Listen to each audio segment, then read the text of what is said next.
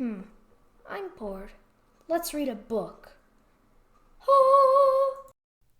When I had free time, usually in the afternoon of our rest days, every 8th day of the temple calendar, I still walked down to the harbor area in Nylon, checking the scattered ships from across the oceans, seeing how many countries traded with Recluce and how. Were they using steel-hulled steamers or wooden-framed square riggers? I never saw anything resembling a galley, although Magister Cassius indicated some coastal states to the far southwest of Kandar, the ones around the smaller Western Ocean, operated slave galleys for coastal defense forces. I always looked for the telltale sign of concealing screens and for the black ships of the Brotherhood that no one ever talked about. I didn't talk about them either, since I wasn't about to admit I had seen them, unless somebody else already said something. None of our Danger Guild instructors did. It was the same old story. If I asked about something and they didn't want to talk about it, the answers were always platitudes or so vague that I already knew most of what they said. Still, I kept visiting the harbor, usually alone, with some of my Danger Guild funds, just in case I found something useful. I hadn't, but that didn't mean I wouldn't. Once Crystal and I went together, on a sunny and cloudless afternoon. A brisk wind was blowing in from the west, so stiff that it tugged at her tunics and hair. Crystal had bound her hair up, with the silver cords this time. Crack, thrap, crack. The canvas on the outside trading tables cracked, almost like trees breaking in a storm as we walked through the center of the market square. Less than half the booths on the Recluce side of the square were occupied, and but a handful on the outland side. A man in pale green browsed at the woodworker's stall, and the same youngster sat on the stool. I grinned, but he continued to watch the customer. Just a handful of people, mostly Danger Guilders or members of the Brotherhood, wandered around the square. There's a weapons table. You want to see what's there? I asked. It won't be as good as what you have. Without stopping, Crystal looked sideways at me, raising a dark eyebrow on a face more tanned than when she had arrived to Nylon. Her natural pace nearly matched mine, despite the difference in her height. What I have? I have nothing except a belt knife and a small cutting knife. You expect me to step out in hammer or candor with those alone? Sorry. Crystal stepped in front of the table. On light blue felt were laid out a number of blades. A thin man with a waxed mustache, ropey arms, and a gray leather vest sat on the stool opposite us. His expressionless black eyes met mine. I looked through him. After all, I wasn't shopping for blades. Crack! The canvas of an empty table snapped in the wind, and the sting of salt air brushed my face. The proprietor transferred his unspoken demand to Crystal, who had lifted one of the thinner blades, the plainest on the table. Even to me, it was the best. Not that I really even wanted to touch it. You like that one? His deep voice was flat, almost expressionless, like his eyes. She set the blade back on the felt. I prefer this style. She gestured at the scimitar with a swirled and gilded hilt and guard. Do you have any others like it? In the hands of the dark-skinned trader appeared 2 other blades. Around one glimmered scabrous, blood-red force swirls. Just looking at that unpatterned display turned my guts. Crystal reached for it. No, not that one, I spoke before realizing it. But I didn't even want her to touch the blade. Not with the real hint of evil embodied in the chaos. For the first time I really saw, a clear distinction between honest chaos and true evil.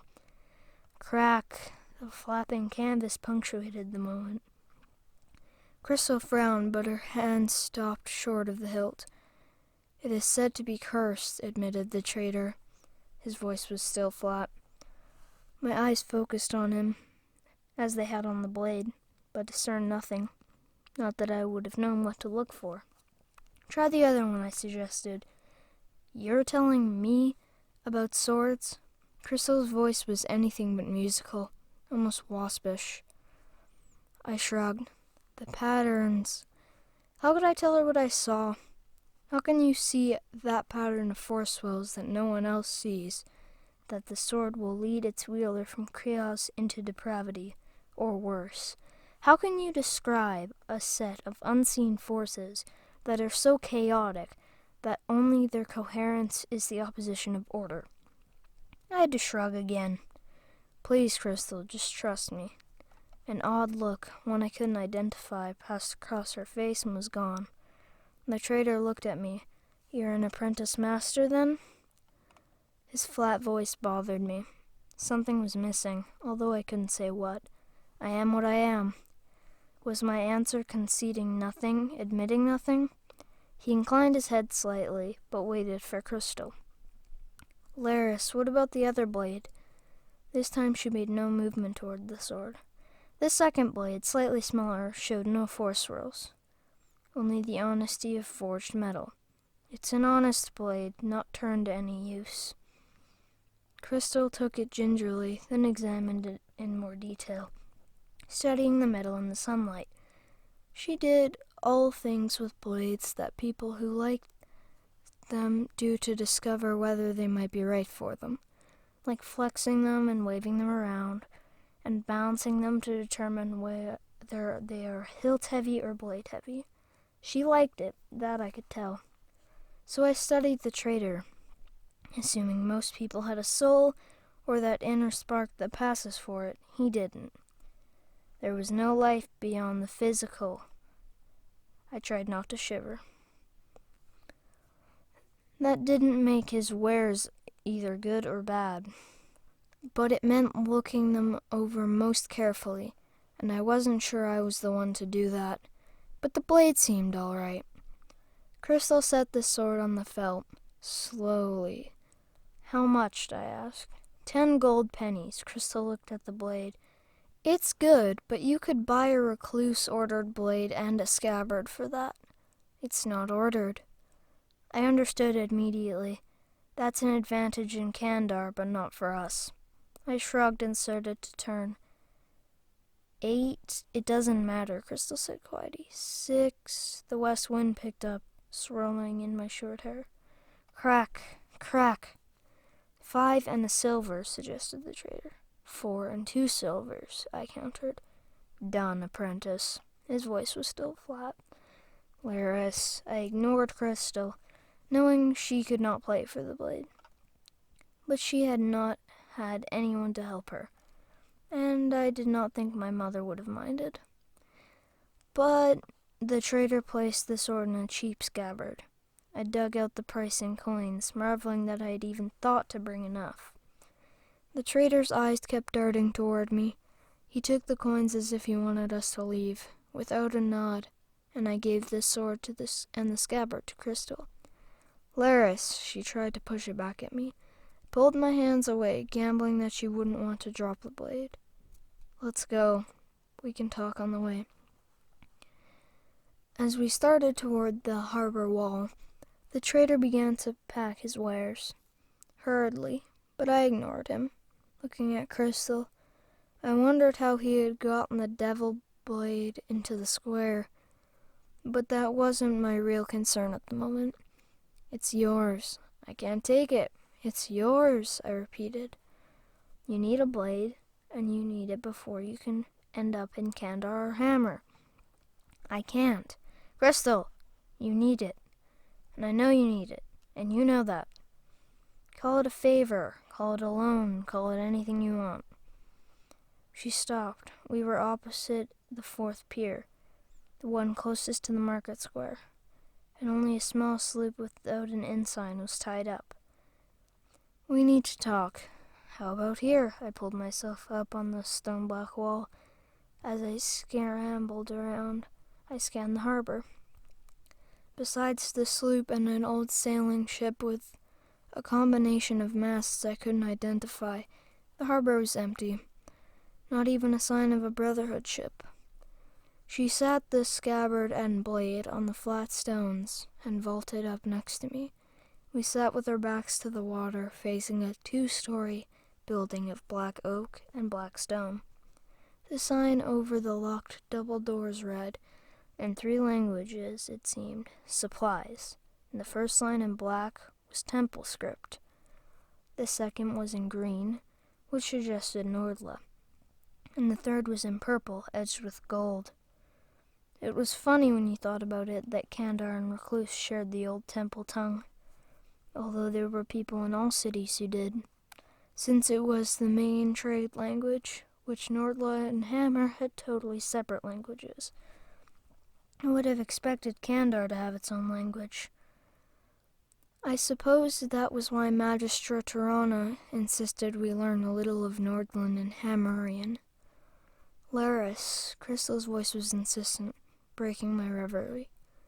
Overriding the lap, lap, lap of the waves against the stone wall, I shifted on the hard stone, turning toward her, but letting my feet dangle. She was already cross-legged.